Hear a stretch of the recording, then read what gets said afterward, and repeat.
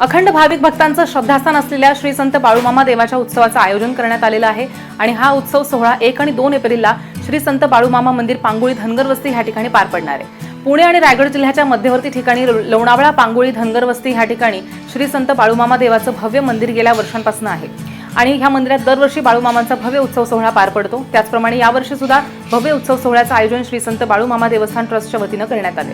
या मंदिरामध्ये बुधवारी 1 एप्रिलला संध्याकाळी 7 वाजता महिलांसाठी खेळ रंगलेला पैठणीचा कार्यक्रम, शिवाय 10 वाजता हभप गणेश महाराज पाटोळे यांचा संगीत भारुडाचा कार्यक्रम होणार आहे आणि गुरुवारी 2 एप्रिलला सकाळी 6 वाजता श्रींचा अभिषेक, 7 वाजता आरती, 9 वाजता होम हवन आणि सत्यनारायण महापूजा, दुपारी 2 वाजता सिद्धेश्वर भजनी मंडळाचं भजन, 4 वाजता ढोल ताशांच्या गजरामध्ये श्रींची भव्य मिरवणूक, 7 वाजता गुरुवर्य कृष्णात महाराज ढोणे यांची भाकणूक आणि 9 वाजता महाप्रसाद होणार आहे। तर ह्या उत्सव सोहळ्याला भाविक भक्तांनी मोठ्या संख्येने उपस्थित राहावं असं आवाहन श्री संत बाळूमामा देवस्थान ट्रस्टचे अध्यक्ष बबन खरात यांनी केले।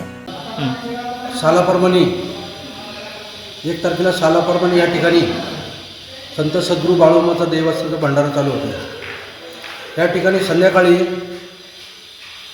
महिलांसाठी कार्यक्रम ठेवला आहे। त्याचं बक्षीस बी काही ठेवलं त्यामध्ये, पहिलं, दुसरं, तिसरं। त्याच्यानंतर गणेश महाराज त्यांचं कीर्तन आहे या ठिकाणी। कीर्तन झाल्यानंतर महाप्रसाद मोठ्या प्रमाणात या ठिकाणी दिला जाईल। त्याचा लाभ सगळ्या भक्तांनी घ्यावा अशी आमच्या ट्रस्टच्या वतीने सगळ्यांनी विनंती राहील। दुसरा विषय 2 तारखेचा विषय आहे सकाळी।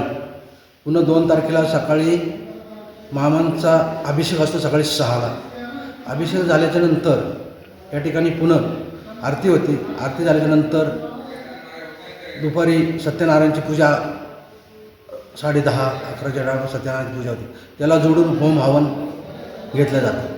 होम हवन झाल्याच्यानंतर संध्याकाळी 4च्या टायमाला इथून पालखी मंदिरातून मामांची पालखी सजवून खाली सातेश्वरांचं मंदिर आहे, ठिकाणी आम्ही घेऊन जातो। त्या पालखीचा मान आपल्या काही लोकांना, समाजाच्या लोकांना ते दिला जातो।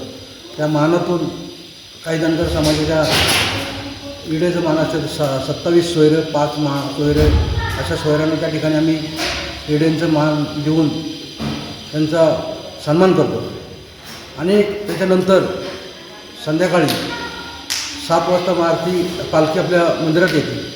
मंदिरात आल्याच्यानंतर ह्या ठिकाणी मोठ्या प्रमाणात लोक येत असतात आणि त्या ठिकाणी बाकणूकचा कार्यक्रम चालू होतो। या ठिकाणी बाकणूक मामांची ऐकण्यासाठी गावातून लोक तर येतच असतात, तालुक्यातून, जिल्ह्यातून, पुण्यातून, तालुका रायगड असेल, मावळ असेल, महाराष्ट्रातून लोकांना आम्ही आवाहन करतो का महाराष्ट्रातून लोकांनी मामांची भाकणूक ऐकण्यासाठी त्या ठिकाणी यावा असे सगळ्या भक्तांना आवाहन करतो।